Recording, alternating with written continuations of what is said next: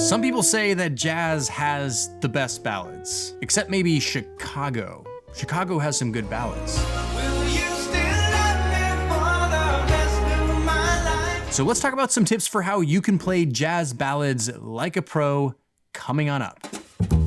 So in order to play jazz, you're definitely gonna have to learn some ballads and learn how to play them well. And while jazz has a lot of different challenges, such as the need to play at up tempos, fast tempos, also the challenge of playing slow, like in ballads, is equally challenging. So tip number one is to categorize the chords. So let's take a look at this jazz ballad called Darn That Dream, which we actually studied in my Inner Circle membership. It sounds like this.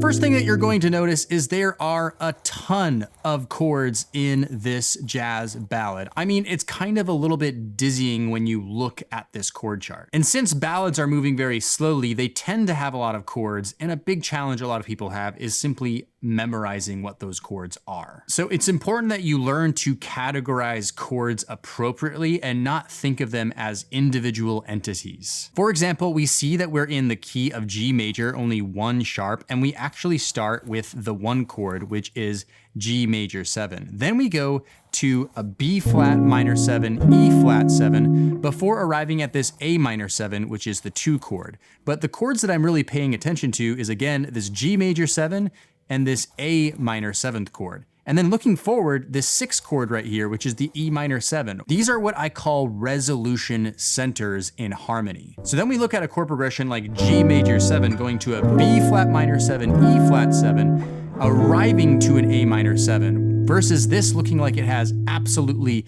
nothing to do with the key. Then we just start realizing that the B flat minor 7, E flat 7 is like a 2-5 that's leading into the A minor 7, which is the 2 chord in B flat major. This B7 chord then all of a sudden doesn't look so strange because we realize that it's actually the 5 chord of this E minor 7, or we call this the 5 of 6. It gives this tension and resolution kind of sound. So by categorizing chords together and understanding how the harmony works in the first place, you'll be able to memorize these so much easier and ultimately be able to play the songs a lot better. Now, if you're kind of new to jazz and jazz theory and all of this went way over your head, not to worry. At the very end of this video, I'm going to share with you a video that's really going to help you start to understand this a little bit better and how to understand jazz standards themselves. So stick around to the very end. Tip number 2 is know the authentic original melody. One big mistake I hear a lot of players do is they're really embellishing the melody a lot or playing a lot of things around the melody simply because it's going by very slowly, but it becomes apparent that they're not just embellishing the melody, they don't actually know the original melody very well. So in the case of Darn That Dream, it sounds like this.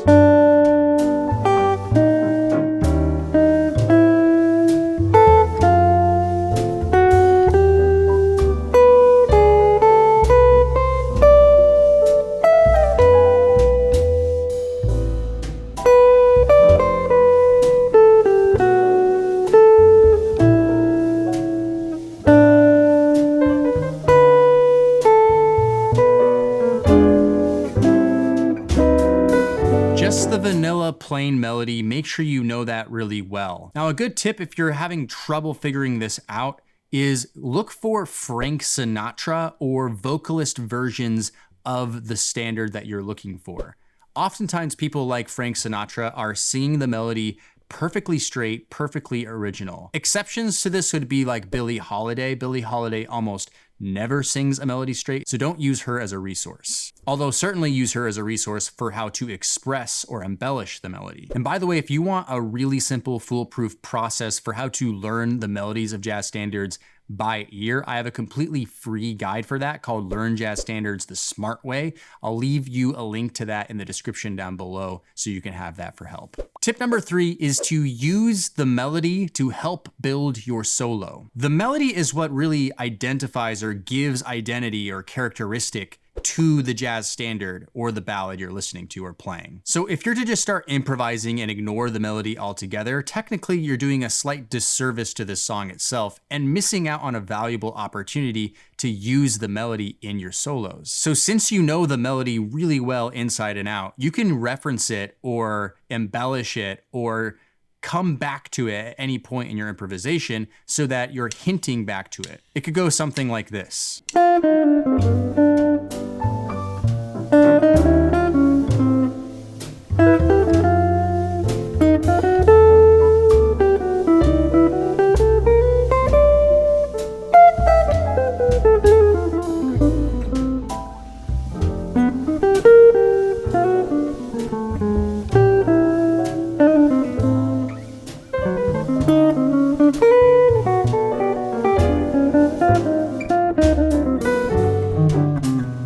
So you heard me hinting at the melody there every once in a while. Like, for example, I hit the sharp 11, which is the melody note on the B7, going to the E minor 7, and sometimes just hit some of those themes in between some of the other lines and melodies that I was improvising. So spend a lot of time practicing this, going from just the very basic melody and slowly embellishing it, and then improvising and quoting it and using it as a tool. Tip number 4 is include smaller subdivisions while improvising. One thing I sometimes coach my inner circle members on when I hear them playing ballads is that I hear too much half notes, quarter notes, and even whole notes while they're improvising. It may sound something like this.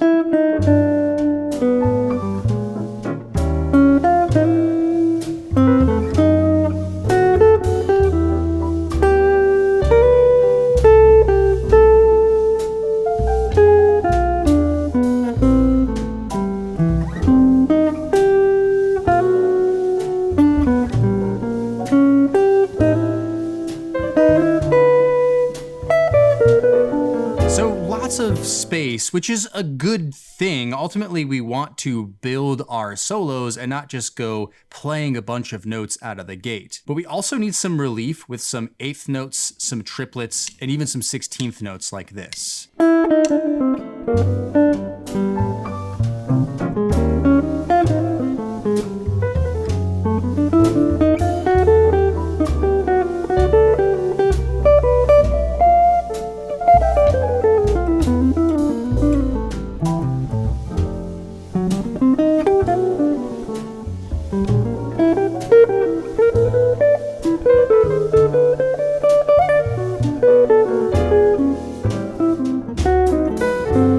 So adding the smaller subdivisions to break up the monotony of the larger ones is a good idea, and definitely listen to the pros because you're going to hear them doing this all of the time. Now, tip number 5 is a good tip, especially for chordal players and comping instruments. But if you're a horn player, don't tune this one out because you can also try to do this as well if you have some experience on a secondary instrument. And that would be to create chord melodies. Now, a chord melody is simply playing the chords and the melody at the same time. And for a comping instrument like guitar or piano, it can be really helpful to make a connection between the chords and the melody and what you're actually improvising. So for example, just sit down and create an arrangement like this.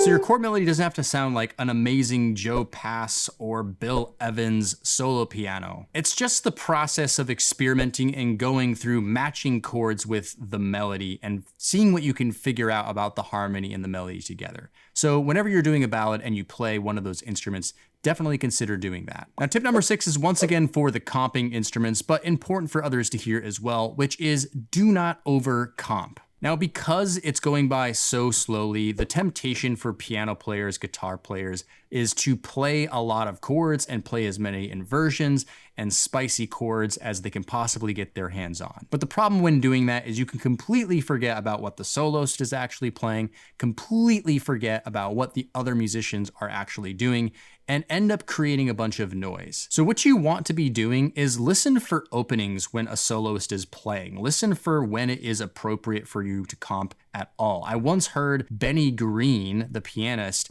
in a concert literally not play at all for an entire chorus of a soloist. And then the second chorus, when he started comping, it was very sparse, just a few chords every couple bars, and he built on it and gave more support as he felt it was warranted. And that was one of the best lessons I've ever heard in comping ever, was you're simply there just to support the soloist. Nothing else really matters. It's not about you playing a bunch of amazing, luscious chord voicings, although those can be nice, of course. But when you're comping, the pros are playing ballads in such a way that they're serving the music, always uplifting it, making it sound good, and using voicings and chords to accompany, not to steal the show. So again, I mentioned that ballads have a lot of chords and sometimes they can be difficult to memorize, but I have a video on the screen right now that teaches you how to memorize chords to jazz standards, and some of the fundamentals in here are going to be really helpful for you and set you up for success. So go ahead and click that video on the screen right now. Don't forget my free guide, Learn Jazz Standards the Smart Way, which I'll leave in the description down below. If you like this video, make sure you give it a thumbs up. Of course, subscribe to the channel, and we'll see you in the next video. Cheers.